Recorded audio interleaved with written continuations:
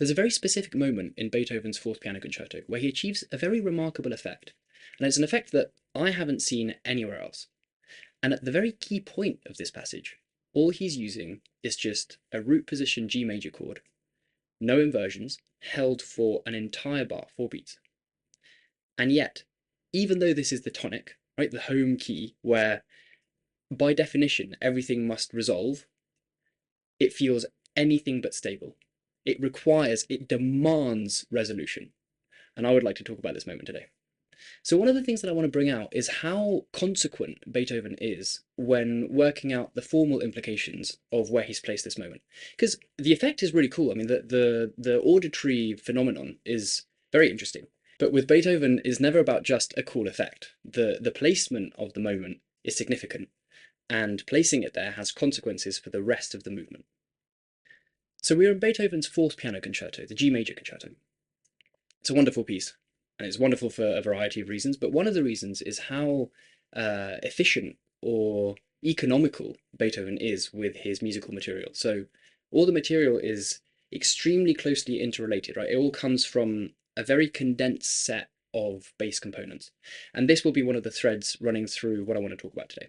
So let me give you some guidance on what we're about to hear. The moment happens very close to the start of the first movement. I think it's important to hear it from the very, very beginning.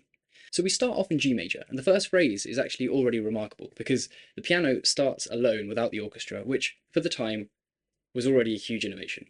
So this is what the piano does.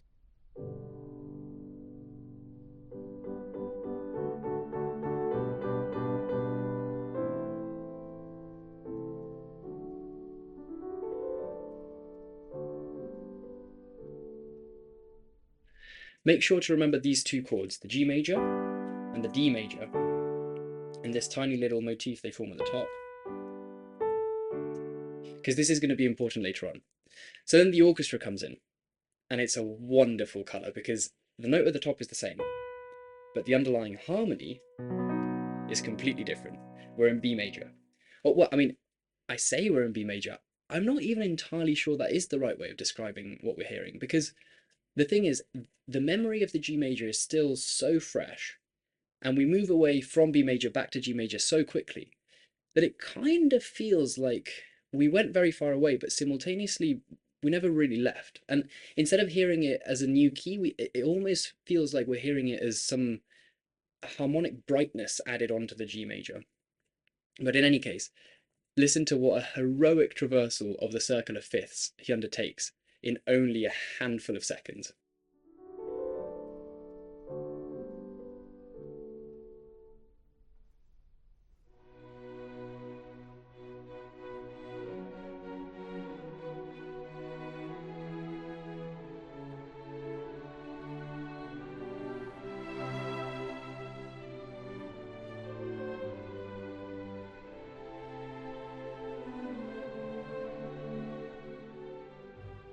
And the fact that there's so much harmonic movement, but ultimately just a return to G major, will also be important later, so remember that too. So now Beethoven gears up to produce this effect that we're interested in, and he gradually builds the energy over 14 bars, and by the end of the 14 bars, he's put everything in place so that this tonic chord feels anything but stable and resolved. And what's remarkable about how he does this is how little harmonic machinery he employs. So in the bit we just heard, he cycles through 1, 2, 3, 4, 5, 6 chords in the space of about 2.5 bars. Whereas now, for 14 bars, all he uses is just tonic and dominant, and he just alternates between the two. So we'll hear the chord in a second, but just in case this needs clarifying, it definitely is a tonic chord. We're still in G major. We haven't modulated anywhere. I mean, how could we have modulated? Like, look at the 8 bars preceding the chord. There's not a single accidental in them. So it's definitely a tonic chord, and yet it feels anything but stable.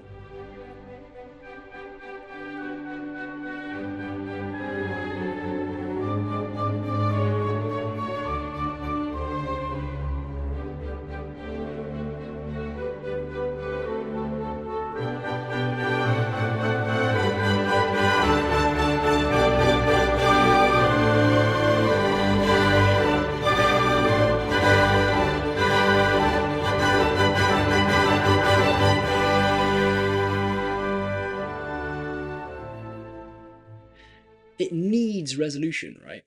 It's all tensed up, just waiting to relax into D major. But how weird is that? It's a tonic chord, root position, needing to resolve into the dominant. I think it is a very interesting sensation because on the one hand, there is tension in the chord, but on the other hand, we really are hearing it as the tonic and nothing but the tonic.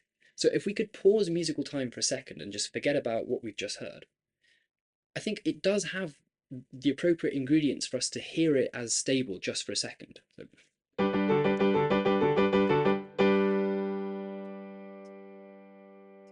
But then as it relaxes into D major, we're like, yes, that's what it needed. And the way Beethoven achieves this almost couldn't be any simpler. It's just tonics and dominants in root position alternating with a tiny little melodic pattern, and the rest is all rhythm. But this is always the case with Beethoven. It's always the simplest elements of tonality, and that he just strips them naked to unlock their full potential. And in the rhythm, all he's doing is just establishing a pattern, gradually accelerating it, and then once our expectations are set, just pauses. He just uses some good old powers of two. This transition happens once in the first bar, twice in the second and third bars, 4 times in the fourth bar, and then he stretches it over 2 whole bars. I first came across this passage while reading The Classical Style by Charles Rosen, which is, oh my god, so good. This copy actually used to belong to my granddad, who gave it to my dad, gave it to me, which is quite nice. But it's a bit knackered. It's got some pages falling out the middle and stuff. But Rosen has a great thing to say about this passage, where he says, "The sudden and complete halt in measure 27 is an act of will. It implies an almost muscular effort that justifies the relaxation of what follows." And I think there's a way of listening to this bit where withholding the resolution for so long causes it to kind of overshoot. So if you think of it in the circle of fifths, the G wants to go to the D so much that when it gets there, it just overshoots and ends up in A minor. Listen to this.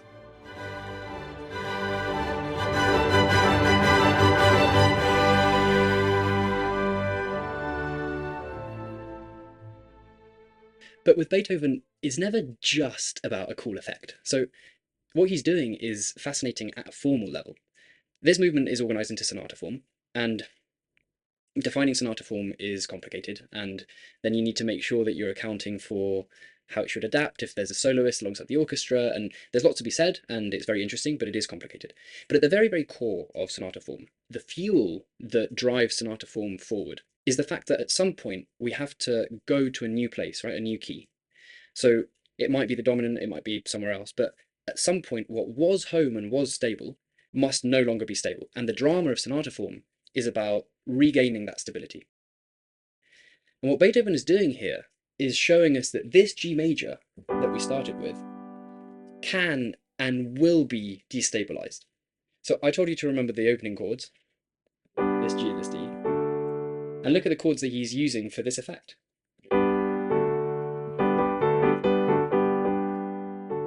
He's reusing the chords, he's got the same little tune at the top.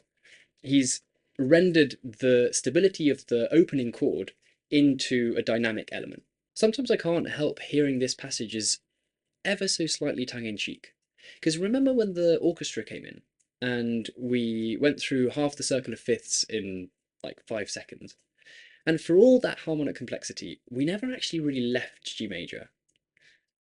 And then when Beethoven really wants to destabilize the tonic, he says, I don't need any fancy chords for that, I'll just add a little sprinkle of rhythm.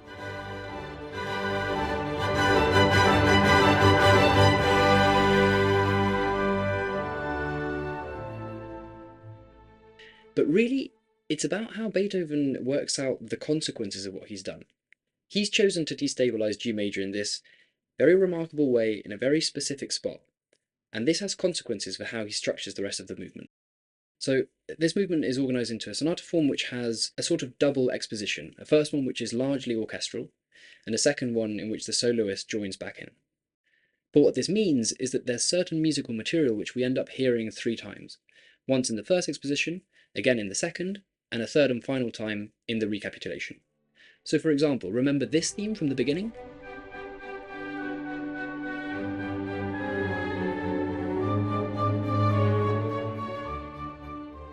We hear that theme 3 times in total. The first time we hear the theme, it's followed immediately by this moment that we've been discussing.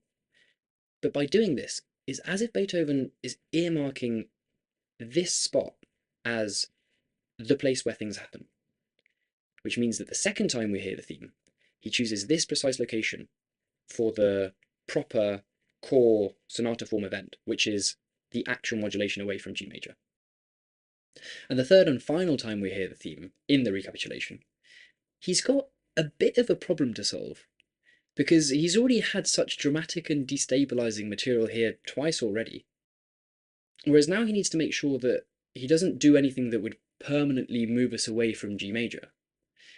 So here he decides to turn the drama on its head, and he chooses this precise spot for one of his signature moves, which is the wonderful semi-stable oasis in a remote subdominant coloured key, which feels like it pauses time, and it feels like it's music that happens like in a thought bubble somewhere, kind of floating above the real world for a bit, before it has to come crashing back down to G major. Listen and enjoy.